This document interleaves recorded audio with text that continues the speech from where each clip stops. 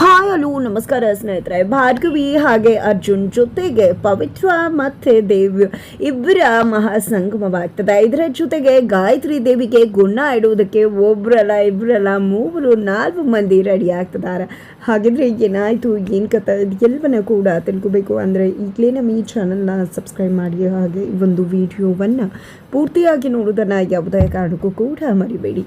ಇಲ್ಲಿ ಭಾರ್ಗವಿ ನಿಜಕ್ಕೂ G P ಮೇಲೆ ಇಷ್ಟು ದಿನ ಕೆಂಡ ಕಾಡ್ತಿದ್ರು. ಆದರೆ ಯಾವ ಒಂದು ಕ್ಷಣ ಜಿ ಪಿ ಅವಳ ಹಾರೈಕೆ ಮಾಡಿದ್ರು ಅನ್ನೋ ವಿಷಯ ಗೊತ್ತಾಯಿತು. ಆಕೆಗೆ ಜಿ ಪಿಯ ಮತ್ತೊಂದು ಮುಖದ ದರ್ಶನ ಕೂಡ ಆಯಿತು.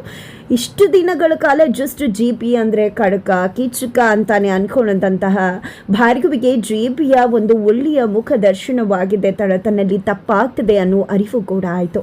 ಇಷ್ಟು ದಿನ ತಾನು ಅಂದ್ಕೊಂಡಿದ್ದೆ ಸರಿ ಅಂತ ಹೇಳಿ ನೇರವಾಗಿ ಹೋಗ್ತಾ ಇದ್ದಂತಹ ಗಾಯತ್ರಿ ದೇವಿ ನಂಬಿ ಹೋಗ್ತಾ ಇದ್ದಂತಹ ಭಾರ್ಗವಿ ಇಂದು ತನ್ನಿಂದ ತಪ್ಪಾಗಿದೆ ಅನ್ನೋದನ್ನು ಅರ್ಥಕೊಂಡಿದ್ದೆ. ಇಲ್ಲಿ ಬೇರೆದೇ ರೀತಿಯಲ್ಲಿ ಪ್ಲಾನ್ ಮಾಡಿ ಗಾಯತ್ರಿ ದೇವಿಯನ್ನು ಹಿಂಬಾಲಿಸೋದಕ್ಕೆ ಶುರು ಮಾಡ್ಕೊತದಾಳ.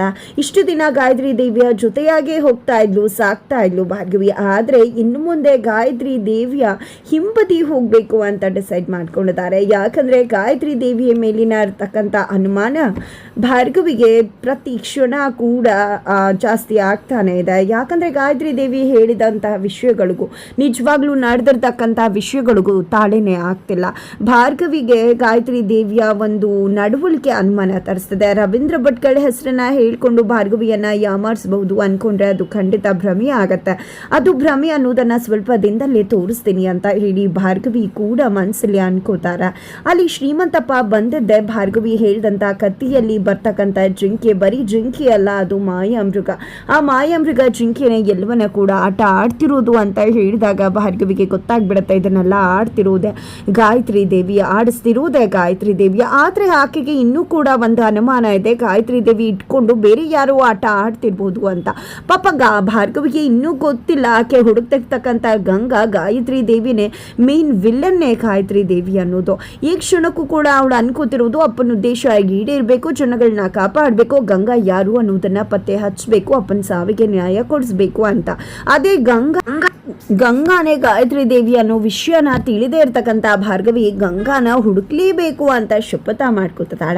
ಈ ಕಡೆ ದೇವ್ರ ಹತ್ರ ಕೂಡ ಕೇಳ್ಕೊತಾಳೆ, ದೇವ್ರೆ ನನಗೆ ಶಕ್ತಿ ಕೊಡಪ್ಪ, ಈ ಮನೆಯವರನ್ನ ಕಾಪಾಡಬೇಕಾಗಿದೆ. ಇಷ್ಟು ದಿನ ನಾನು ತಪ್ಪ ಹಾದಿಲಿ ಹೋಗ್ತಿದ್ದೆ, ಆದರೆ ಇನ್ನು ಮುಂದೆ ನಾನು ಹೋಗೋ ಅದೇ ಸರಿಯಾಗಿರಬೇಕು. ಜೊತೆಗೆ ಯಾರಿಗೂ ಕೂಡ ನನ್ನ ಮನೆಯವರಿಗೆ ಕುಟುಂಬದವ್ರಿಗೆ ತೊಂದರೆ ಆಗಬಾರ್ದು.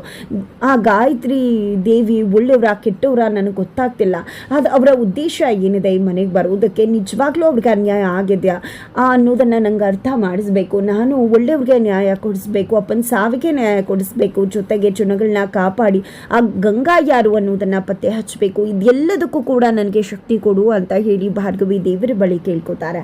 ಆಗ ಶಕುಂತಲಾ ಬಂದಿದೆ, ಏನು ಭಾರ್ಗವಿ, ಈ ಮನೇನ ಕಾಯಬೇಕು ಅಂತ ಅಂದ್ಕೊಂಡಿರೋ ನೀನೇ ಈ ಮನೇನ ಸರ್ವನಾಶ ಮಾಡ್ತಿದ್ಯಲ್ಲ, ಏನು ಮಾಡೋಕ್ಕೆ ಹೊರಟಿದ್ಯಾ ನೀನು? ನಾನು ಹೇಳಿದೆ ಅಲ್ವಾ ಸತ್ಯವನ್ನು ಮತ್ತೆ ನೋಡು ಅಂತ, ಸತ್ಯವನ್ನು ಪ್ರಮಾಣಿಸಿ ನೋಡು ಅಂತ ಹೇಳಿದ್ಮೇಲೂ ಏನು ಮಾಡೋಕ್ಕೆ ಹೊರಡ್ತಿದ್ಯಾ ಭಾರ್ಗವಿ? ಈ ಮನೆ ಈಗ ನಿಂದು ಅಮ್ಮ, ಯಾಕೆ ಅರ್ಥ ಮಾಡ್ಕೋತಿಲ್ಲ? ಈ ಮನೇನ ಛಿದ್ರ ಮಾಡಬೇಕು ಅಂದ್ಕೊಂಡಿದ್ಯಾ ನೀನು ಅಂತ ಹೇಳಿ ಶಕುಂತಲ ಅವರು ಕೇಳಿದಾಗ, ಅಮ್ಮ ಹೆದರ್ಕೋಬೇಡಿ, ಖಂಡಿತವಾಗ್ಲೂ ಯಾವುದೇ ರೀತಿಯಲ್ಲೂ ಕೂಡ ನಾನು ಈ ಮನೆಗೆ ತೊಂದರೆ ಮಾಡೋದಕ್ಕೆ ಮುಂದಾಗೋದಿಲ್ಲ. ಖಂಡಿತ ಈ ಮನೆಗೆ ಕಾಪಾಡೋದು ಒಂದು ಮಾಡೋದು ನನ್ನ ಜವಾಬ್ದಾರಿ. ಖಂಡಿತ ಈ ಮನೆಯನ್ನು ಒಂದು ಮಾಡ್ತೀನಿ. ನನಗೆ ನೀವು ಹೇಳಿದ ಮಾತು ಏನು ಅನ್ನೋದು ಗೊತ್ತಾಗಿದೆ. ಇಷ್ಟು ದಿನ ನಾನು ಅಂದ್ಕೊಂಡಿದ್ದೆ ಸರಿ, ಅಂದ್ಕೊಂಡಿದ್ದೆ ನಿಜ ಅಂತ ಅಂದ್ಕೊಂಡು ಹೇಗೋ ಮುಂದೆ ಸಾಕ್ಬಿಟ್ಟು ತಪ್ಪು ಮಾಡಿಬಿಟ್ಟೆ ಅಮ್ಮ. ನೀವು ಹೇಳಿದ್ದು ಸರಿಯಾಗೇ ಇತ್ತು, ನಾನು ಹಾದಿ ತಪ್ಪಿದ್ದು ನಿಜಾನೇ. ಆದರೆ ಇವಾಗ ಹಾದಿಯನ್ನು ಕಂಡುಕೊಂಡಿದ್ದೇನೆ. ಇವಾಗ ನಾನು ಸರಿಯಾದ ಹಾದಿಯಲ್ಲಿ ಹೋಗ್ತಾ ಇದ್ದೀನಿ, ಮತ್ತೆ ಸತ್ಯಾನ್ವೇಷಣೆಗೆ ಇಳಿದಿದ್ದೀನಿ, ಮತ್ತೆ ಆ ಒಂದು ಸತ್ಯವನ್ನು ಏನು ಅನ್ನೋದನ್ನು ಪತ್ತೆ ಹಚ್ಚೋದಕ್ಕೆ ಮುಂದಾಗಿದ್ದೀನಿ. ಖಂಡಿತ ಸತ್ಯ ಗೆಲ್ಲತ್ತೆ, ಜೊತೆಗೆ ಯಾರು ತಪ್ಪು ಮಾಡಿದಾರೋ ಅವ್ರಿಗೆ ಶಿಕ್ಷೆ ಆಗತ್ತೆ. ನಾನು ಖಂಡಿತ ಈ ಮನೆಯನ್ನು ಉಳಿಯೋದಿಲ್ಲ ಅಮ್ಮ, ನಾನು ನಿಮಗೆ ಮಾತು ಕೊಡ್ತಾ ಇದ್ದೀನಿ ಅಂತ ಭಾರ್ಗವಿ ಹೇಳಿದಾಗ, ಖಂಡಿತ ಭಾರ್ಗವಿ ನಿನ್ನ ಮಾತನ್ನು ನಾನು ನಂಬ್ತೀನಿ, ದಯವಿಟ್ಟು ಸತ್ಯವನ್ನು ಪ್ರಮಾಣಿಸಿ ನೋಡು. ಸತ್ಯ ಯಾವತ್ತಿದ್ರೂ ಕೂಡ ಸತ್ಯವೇ ಆಗಿರುತ್ತೆ. ಆ ಸತ್ಯಕ್ಕೆ ನಾನು ಎಂದೂ ಕೂಡ ಬೆಂಬಲವಾಗಿ ನಿಂತ್ಕೋತೀನಿ. ಆದರೆ ನೀನು ಅಂದ್ಕೊಂಡಾಗೆ ಜಿ ಪಿನೇ ತಪ್ಪು ಮಾಡಿದ್ದಾನೆ ಅನ್ನಿದ್ರೆ ಅದನ್ನು ನಂಬೋದು ಕಷ್ಟ ಆಗ್ತದೆ.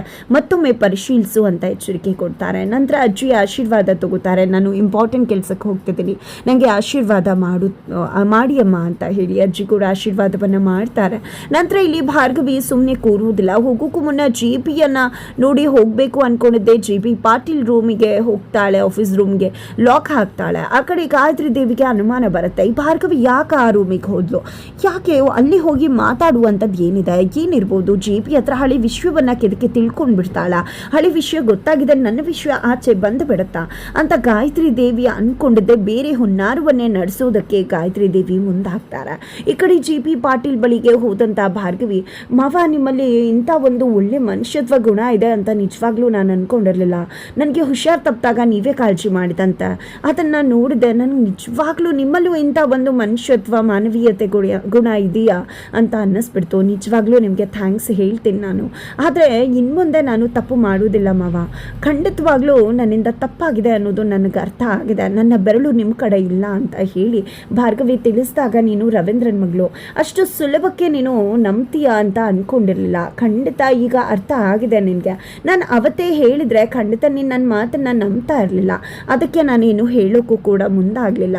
ಇನ್ನಾದರೂ ನಿಂಗೆ ಅರ್ಥ ಆಯ್ತಲ್ಲ, ಸರಿಯಾದ ದಾರಿಯಲ್ಲಿ ಹೋಗಿ ಸತ್ಯವನ್ನು ಹುಡುಕು ಅಂತ ಹೇಳಿ JP ಕೂಡ ತಿಳಿಸ್ತಾರೆ. ಈ ಕಡೆ ಗಾಯತ್ರಿ ದೇವಿ ಮಗ ಸೊಸೆ ಇಬ್ಬರನ್ನ ಕೂಡ ಇಟ್ಕೊಂಡು ಭಾರ್ಗವಿ ಸುತ್ತ ಚಕ್ರ ವ್ಯೂಹವನ್ನು ಎಳೆಯೋದಕ್ಕೆ ಮುಂದಾಗ್ತಿದ್ದಾರೆ. ಮಗ ಸೊಸೆ ಹತ್ರ ಹೋಗಿದ್ದೆ, ನನಗೆ ನ್ಯಾಯ ಬೇಕು, ಭಾರ್ಗವಿ ಈ ಮನೆಗೆ ನನಗೆ ನ್ಯಾಯ ಕೊಡಿಸ್ತೀನಿ ಅಂತ ಕರ್ಕೊಂಡು ಬಂದು. ಆದರೆ ಇವಾಗ ಯಾಕೋ ಅವಳು ಸಪ್ಪೆ ಆಗಿಬಿಟ್ಟಿದ್ದಾಳ, ಹಾಗಾಗಿ ನನಗೆ ನ್ಯಾಯ ಸಿಗುತ್ತೆ ಅಂತ ಅನ್ನಿಸ್ತಿಲ್ಲ. ಅದಕ್ಕೆ ನೀವು ನ್ಯಾಯ ಕೊಡಿಸ್ತೀರಾ ಅಲ್ವಾ ನನಗೆ ಅಂತ ಕೇಳ್ಕೊಂಡಾಗ, ಖಂಡಿತ ಅಮ್ಮ ಅಂತ ಇಬ್ಬರು ಕೂಡ ಹೇಳ್ತಾರೆ. ನಂತರ ನಾನು ಏನು ಮಾಡಬೇಕು ಅಂತ ಹೇಳ್ತೀನಿ ಅಂತ ಯಾವುದೋ ಒಂದು ಪ್ಲಾನನ್ನು ಹೇಳ್ಕೊಡ್ತಿದ್ದಾರೆ ಬೃಂದ ಮತ್ತು ಚರಣಿ. ಇಬ್ಬರು ಕೂಡ ಅದಕ್ಕೆ ಒಪ್ಕೋತಾರೆ. ಬಟ್ ಇಲ್ಲಿ ಈ ಗಾಯತ್ರಿ ದೇವಿ ಮೆತ್ತೆ ಅಂತ ಅಂದ್ಕೊಂಡಿದ್ದೆ, ಬಟ್ ಇಷ್ಟು ಪ್ರಳಯ ಅಂತಕಿನ ಅಂತ ಹೇಳಿ ಬೃಂದಾಗೆ ಅನ್ಸೋಕೆ ಶುರುವಾಗಿದೆ. ನಿಜಕ್ಕೂ ಏಕೆ ಮಾವ ಸಾಯಿಸೋದಕ್ಕೆ ಮುಂದಾಗಿದ್ರೆ ಈಕೆಯನ್ನು ಅಂತ ಅನುಮಾನ ಕೂಡ ಶುರುವಾಗ್ತದೆ ಆಕೆಗೆ. ಇತ್ತ ಕಡೆ ಅರ್ಜುನ್ಗೆ ಆಲ್ರೆಡಿ ಭಾರ್ಗವಿ ಮೇಲೆ ಅನುಮಾನ ದಟ್ಟವಾಗಿದೆ. ಜೊತೆಗೆ ಭಾರ್ಗವಿಗೆ ತೊಂದರೆ ಆಗಬಹುದೇನೋ ಅನ್ನೋ ಒಂದು ಅನುಮಾನ ಕೂಡ ಇಲ್ಲಿ ಅರ್ಜುನ್ಗೆ ಮೂಡ್ತದೆ. ಅದೇ ಕಾರಣಕ್ಕೆ ಭಾರ್ಗವಿಯನ್ನು ಕಾಪಾಡಬೇಕಾಗಿರೋ ಪರಿಸ್ಥಿತಿ ಅರ್ಜುನ್ಗೆ ಎದುರಾಗಿದೆ ಅಂತಾನೆ ಹೇಳ್ಬೋದು. ಜೊತೆಗೆ ಇಲ್ಲಿ ಅರ್ಜುನ್ ಮತ್ತು ದೇವ್ನ ಭೇಟಿ ಆಗುತ್ತೆ. ತುಂಬ ವರ್ಷಗಳ ನಂತರ ಇಬ್ಬರು ಕೂಡ ಭೇಟಿ ಆಗ್ತಾರೆ. ಆ ಕಡೆ ಅರ್ಜುನ್ ಒಂದು ಕಷ್ಟ, ಈ ಕಡೆ ದೇವ್ ಕಷ್ಟ, ಇಬ್ಬರು ಕಷ್ಟವನ್ನು ಕೂಡ ಮಾತನಾಡ್ಕೋತಾರೆ. ಇಬ್ಬರ ಪರಿಸ್ಥಿತಿ ಕೂಡ ಪರಸ್ಪರ ಅರ್ಥ ಆಗತ್ತೆ. ಪರಸ್ಪರ ಅರ್ಥ ಆಗೋದ್ರ ಮುಖಾಂತರ ಇಬ್ಬರು ಕೂಡ ಇಬ್ಬರಿಗೂ ಸಹಾಯ ಮಾಡೋದಕ್ಕೆ ಮುಂದಾಗ್ತಿದ್ದಾರೆ. ಇತ್ತ ಕಡೆ ಭಾರ್ಗವಿ ಕಾಳಿಯಲ್ಲೂ ಅನ್ನೋದನ್ನು ತಿಳ್ಕೊಳ್ಳೋದಕ್ಕೆ ದೇವ್ ಅರ್ಜುನ್ಗೆ ಸಹಾಯ ಮಾಡ್ತಿದ್ರೆ, ಆ ಕಡೆ ಪವಿತ್ರ ದೇವ್ ಬಗ್ಗೆ ತಪ್ಪು ತಿಳ್ಕೊಂಡಿರೋದನ್ನು ಹೊರಗಡೆ ಬಂದು ದೇವ್ನನ್ನ ಒಪ್ಕೊಳ್ಳಿ ಅಂತ ಹೇಳಿ ಅರ್ಜುನ್ ಕೂಡ ಪ್ರಯತ್ನ ಪಡ್ತಿದ್ದಾರೆ. ಇದು ಎಲ್ಲದಕ್ಕಿಂತ ಮುಖ್ಯವಾಗಿ ಆತ ಕಡೆ ಗಾಯತ್ರಿ ದೇವಿ ದೊಡ್ಡ ಸಂಚುನೆ ಮಾಡಿ ಭಾರ್ಗವಿಯನ್ನ ಚಕ್ರವ್ಯೂಹದಲ್ಲಿ ಬಂಧಿಸ್ತಿದ್ದಾರೆ. ಇದೆಲ್ಲದರಿಂದ ಹೇಗೆ ಭಾರ್ಗವಿ ಆಚೆ ಬಂದು ಗಂಗಾನೇ ಗಾಯತ್ರಿ ದೇವಿ, ಗಾಯತ್ರಿ ದೇವಿನೇ ಗಂಗಾ ಅಂತ ಹೇಳಿ ಪ್ರೂವ್ ಮಾಡಿ ಲಾಕ್ ಮಾಡಿ JP ಪಾಟೀಲ್ ಯಾವುದೇ ರೀತಿ ತಪ್ಪು ಮಾಡಿಲ್ಲ ಅನ್ನೋದನ್ನು ಜಗತ್ತಿನ ಮುಂದೆ ಪ್ರೂವ್ ಮಾಡ್ತಾರೆ ಅನ್ನೋದನ್ನು ತಿಳ್ಕೋಬೇಕು ಅಂದರೆ ಈಗಲೇ ನಮ್ಮ ಈ ಚಾನಲ್ನ ಸಬ್ಸ್ಕ್ರೈಬ್ ಮಾಡಿ ಮುಂದಿನ ವೀಡಿಯೋಗೆ ರೀಚ್ ಮಾಡೋದನ್ನು ಮರಿಬೇಡಿ.